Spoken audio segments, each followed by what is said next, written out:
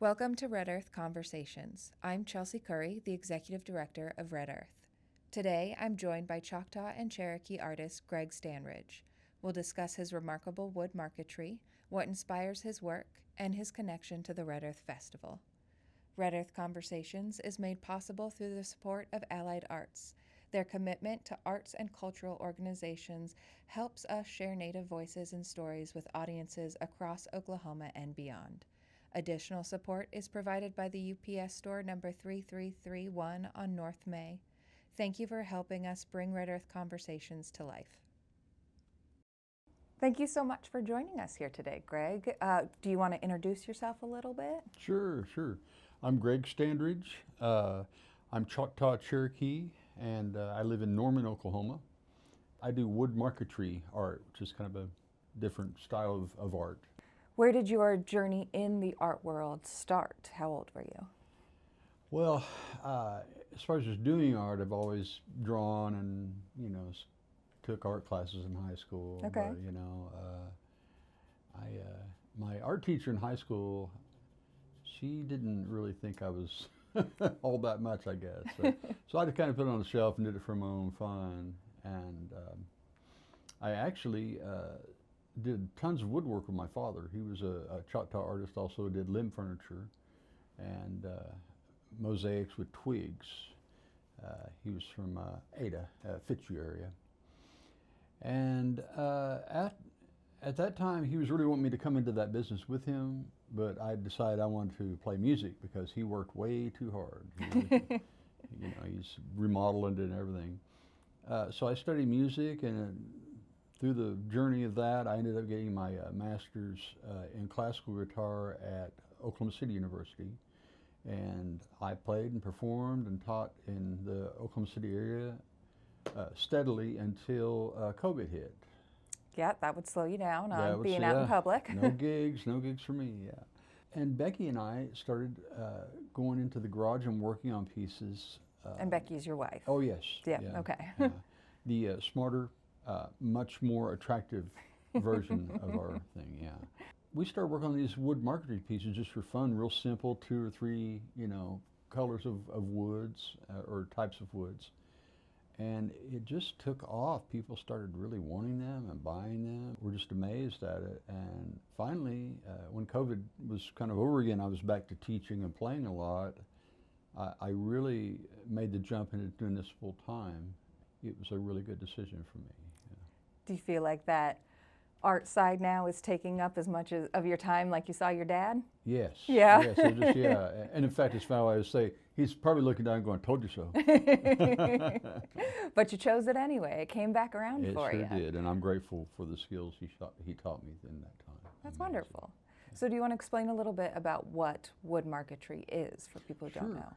Sure. Marquetry is a technique of cutting little pieces on a flat surface and then integrating it in like a puzzle. And then we press that onto a harder board to make the image with. Marquetry can be done with lots of different materials. Wood is kind of the general material that is used for that. It kind of comes from the 17th century, 18th century furniture makers from Italy and France. But marquetry itself as an art was really big in Italy, and they would just do it as an art piece. Okay. I think the big difference in what I do and what I don't see a lot of marquetry artists, but the ones I do see a lot of times are laser cutting. And I don't laser cut, I actually use a scroll saw. Do each piece by hand? Each piece by hand, and sometimes the eye here in this Yanish is a little hard to get to with a scroll saw, so I actually have to cut a lot of those in by hand with a X-Acto knife. Wow. Yeah. This piece is a mixed media piece. I use mulberry paper for the background and acrylic plastic in different shades of white and blue for the snow. And I've got his legs tucked behind and his forward legs are, hopefully he looks like he's leaping out of the frame. Yeah, it gives it that depth. Yeah. So are you using the scroll saw to cut the acrylic as well? Yes. Okay. Yes, using the scroll saw. Does that feel any different, any more difficult? It's a little different. It takes a little more sanding on that stuff. It's harder than most of the woods I use. I also have taken to putting these little border designs, so I've got a little yin-yang buffalo symbols on the side of it there. Which Little is kind of hidden fun. surprise for you. Yeah, I love those little hidden surprises. I have noticed that on a few of your pieces. You just put a little bit extra on the actual outside of it too. So if you're coming up the side, you still get some art there. Yeah, yeah. That's amazing. So why did you pick to bring this one to show? It's a fairly new piece. You know, trying to learn the language that I never grew up with is a challenging thing. You know, I mean, I speak pretty decent Spanish because I grew up working in restaurants and stuff, right? But this is Yanish is the word for buffalo in Choctaw. So I try to name some pieces with those words so I can kind of Bring your get some of that heritage language. into it. Yeah. How have you been connecting more with your heritage? Have you been trying to do anything outside of learning the language? In doing these art shows, because I didn't know anything about it. In fact, Red Earth was my very first native art show. I've always had my card. It wasn't that it was hidden from us or anything like that as kids, but it just really wasn't, pressed to look at any of it. Trying to get up here to every native show I can do because it's just so fun to hang with everybody and learn, That's true. You get to connect with Yeah. your tribe, other tribes, Right. and have that experience, which is wonderful. It's a beautiful thing. Have you done any shows outside of Indigenous art shows? We were in Oklahoma City Arts Festival this year, and That's a big one. yeah, we were honored to be there. Couldn't believe it. Yeah, we were in the Edmond Arts Festival. I also do Native American fiction, sort of heroic fantasy fiction, and so we were at the Medieval Fair and selling art and magic wands. That's really fun. Hand-cut, handmade magic wands. We just announced we were chosen as the Allied Artists Step-Up Artists, which is a huge honor for us. We will be creating these little 4x Marquetry pieces that are going to be given to donors. Of course, Allied Arts, is huge. It helps fund so many different Many programs. art organizations. Yes. They help fund us. We are Yes. so thankful for Allied Arts and everyone that donates to them as well. So it's really great that when you donate to them for next year, they'll get a little piece of your work too. I'm just honored, blown away. So you talked a little bit about your daughter really diving into the culture. Have any of your other kids, or I know you've got some grandkids as well, have they, followed in your footsteps and picked up art or gotten into their culture more? I have, I had to count 16 grandkids now and 2 great-grands. The ones that are here in Oklahoma work with me a lot on this. One of the grandsons, Seth, in particular, he is so good at this that I can't wait for the point where he starts branching out and doing it on his own because he could do it all. Does he come up with any of his own designs that feel very different from He's your shown style? me 2 designs now. I think he's a little scared to show. I don't know why. I'm not that terrifying, am I? I don't know. But he showed me a couple of his designs, and I thought they were awesome. They weren't necessarily native theme, but they were, they were beautiful, and so I can't wait for him to start cutting and see what he does, on his own. That's really exciting. Yeah. Is he going to, you think, get into the market world down the line?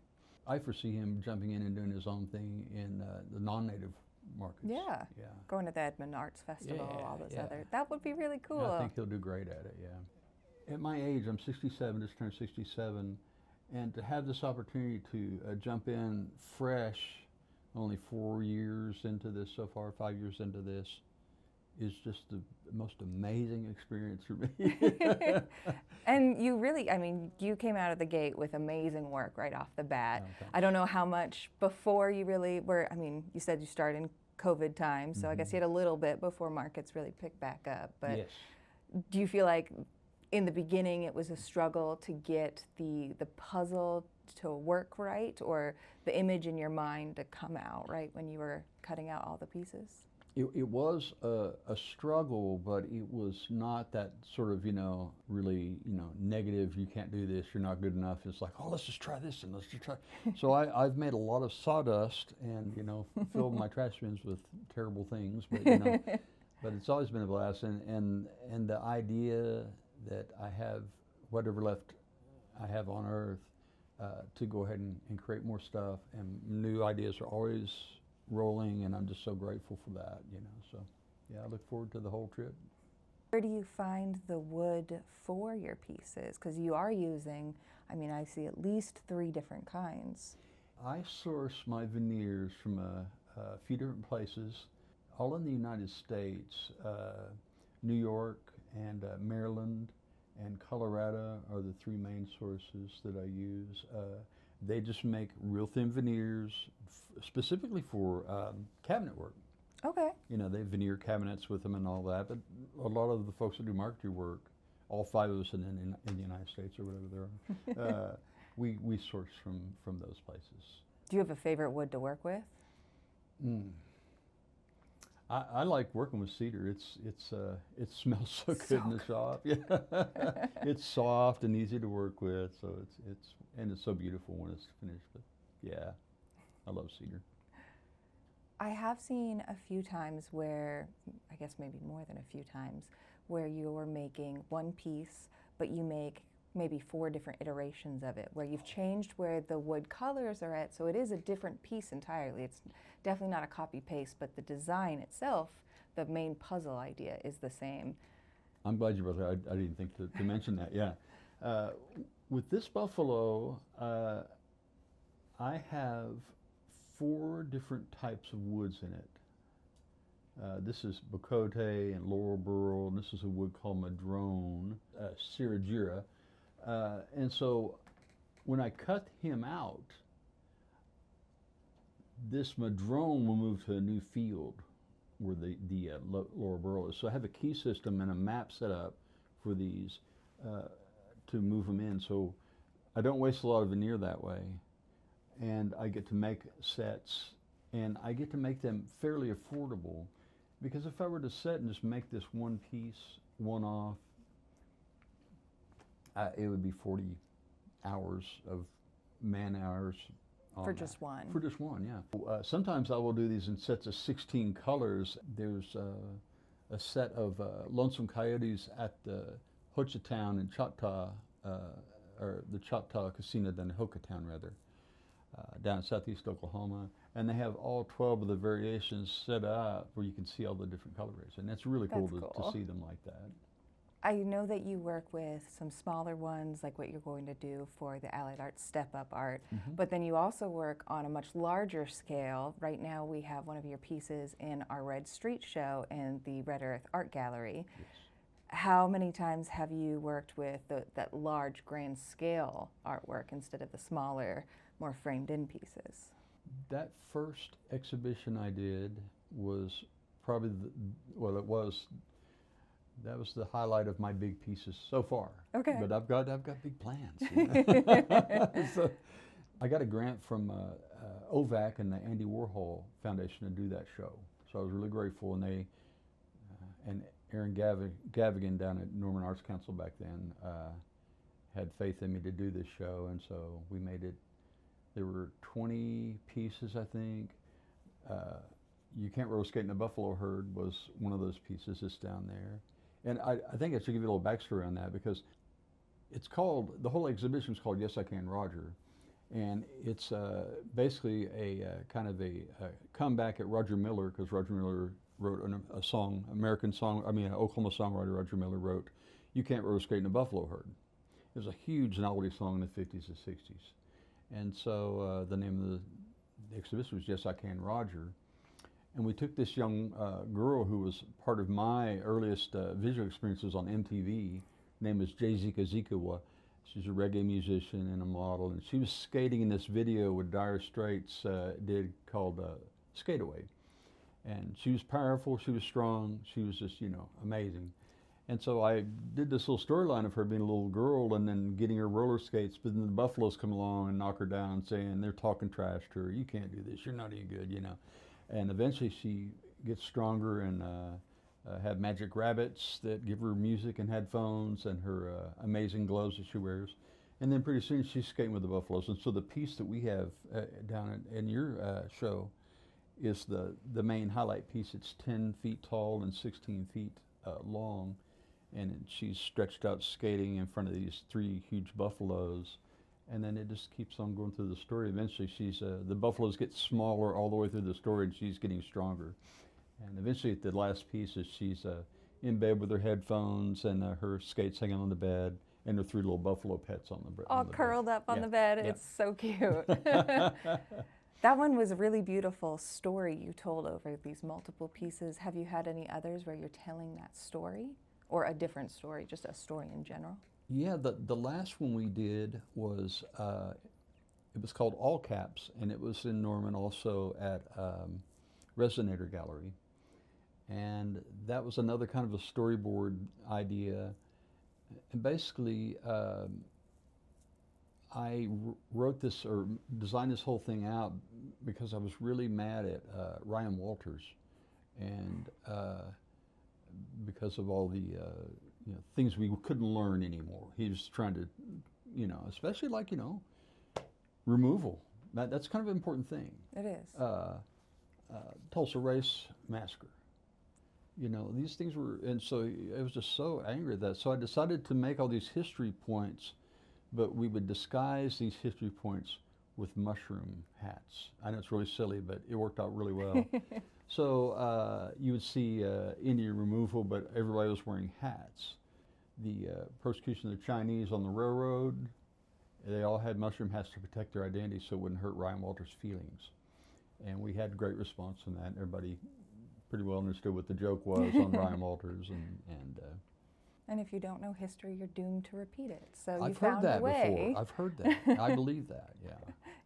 I've seen some of your mushroom people in your other works. I know you sell smaller magnets. You've created these mushroom warrior women with wolves with them as well. Yeah. And I think that ties into your novel, correct? Yes, yes. There is a shaman's portal in the panhandle of Oklahoma.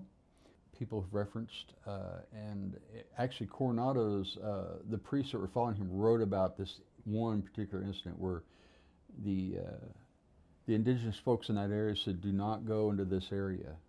It's bad medicine up there. And he ignored them and went through, and 2 or 3 of his men disappeared in a flash of green light in this portal. And,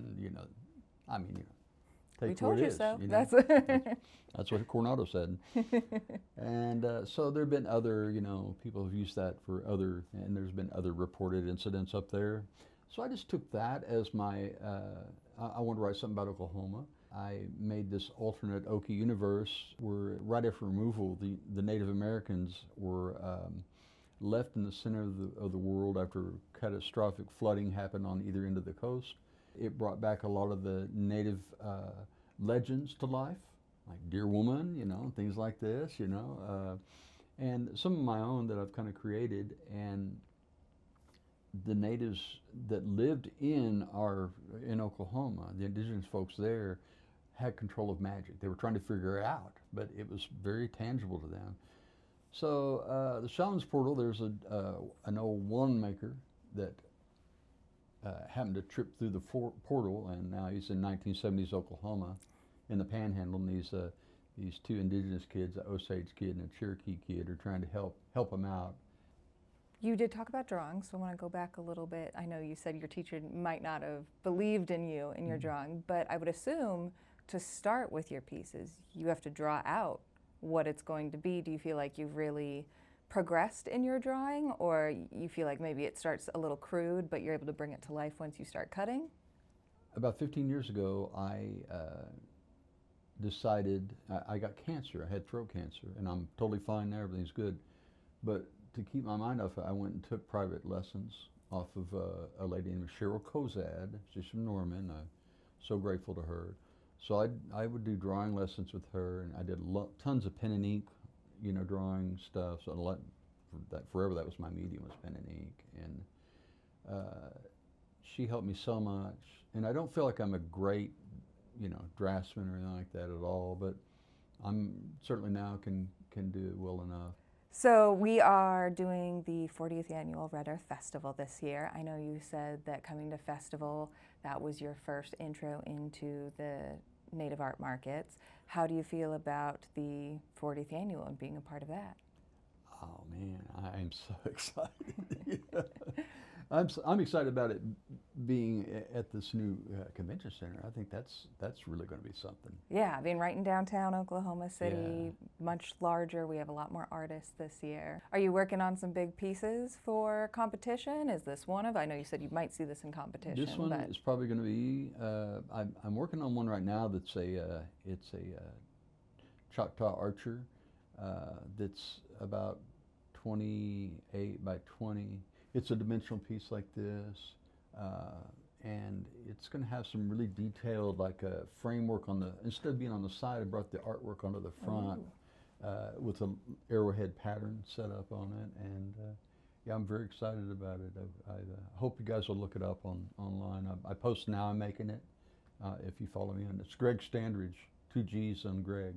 So starting later in life in your art journey, how do you feel like that maybe helped you in being able to start fresh, start new, and be able to ask for help in your drawing lessons? Or was there parts where it felt like it hindered you at all? I think about that a lot. I think it helped a lot more going through many, many years of playing music and having to do a lot of the same sort of navigating that I had to do with art. It's almost like I can see the mistakes or the challenges I had there. I think that, you know, it kind of suggested that being a younger person sometimes it's very difficult to ask for help. And also that ego sometimes when you're a younger person. Not me personally. Yeah. Yeah. No, I know this way, and you got to have that ego. I mean, of course, there's got to be some ego going on, but there has to be some balance with it. You know, you got to be able to know that you can do this. But a lot of times that inflated ego would put you in a position where you just get beat down so bad, so high, so low, and I don't experience that so much with this. I just feel like that personal experience of living through the music and trying to figure that out has helped me a great deal. So I'm grateful for all those experiences. So with your wood marquetry, what is it about the different wood styles that makes you decide where on there, especially your very first piece, when you're bringing that puzzle to life for the first time, what is it that makes you say that this is the color that should go here, this type of grain needs to go over here and bring that texture? Especially with animals that I do, I want to get good contrasts, and so I have like all of my woods I photograph the woods I use, and I'll keep them in my digital program. Whenever I draw them out, I will literally move them back and forth, and sometimes I'll go ahead and just make the whole set of versions out digitally. So a lot of my prints you'll see that are actually all the versions of the pieces. But wood grain direction is usually a big thing I really want to do. Sometimes I'll try and cross grain the woods. But on the buffalo, I wanted them all run the same because it just felt like it was moving more. Motion. Yeah. Okay.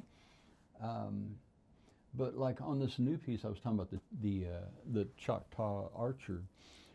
I used to try and do shadings with different types of wood, but I started studying some of these older masters, and what they were doing was using the same wood, but they would just turn the grain. Ah. So I've got this setup where now I've got 3 grain directions. I've got just 90 degrees, and then I also have a 45. So I've got 3 different ones, and they provide the shading for the piece. And I was really amazed at how just that little change makes all the difference. Yeah, and it's much more subtle than just here's another, And you do people's faces, you do animals. Do you have a preference when it comes to creating it? Do you find faces to be so much more difficult because of the shading and bringing a face to life versus an animal, or vice versa? They're challenging, and it's always terrifying. I did the 3 Sepulpa sisters. They're part of our tribe. They had a great shot that was done by, the photo was done by Brad Joe, and I just took his photo and drew it out into those quadrants of faces and with the shading on it, and it was a very challenging piece, but I loved it. I thought it was really, really cool, and learned so much, and I was honored they would let me do that. That iconic Geronimo thing, everybody's done that over and over and over again, right? It's still cool. You know, it's Geronimo. You know, but it's also good to try and find some of these other folks that are here. In fact, Dustin Mader told me, he says, he asked me who my model was for this the Cornwall. And I said, I just drew a face. He goes, you should try and do some of the folks that are alive here and use those faces that you're, you know, it's a big thing. So I listened to him and I started trying to draw more of the folks in our tribe. I am so thankful that you came in here today to share your story with us. And I am so excited to see you at Festival, August 1st and 2nd. Yeah. We will all be there, lots of artists, but you'll be able to see your amazing wood marquetry work in person and get to understand how difficult, I mean, the process is, how beautiful the sides of each piece are. You put so much thought and effort into it. So I'm excited that everybody gets to meet you in person and have that opportunity.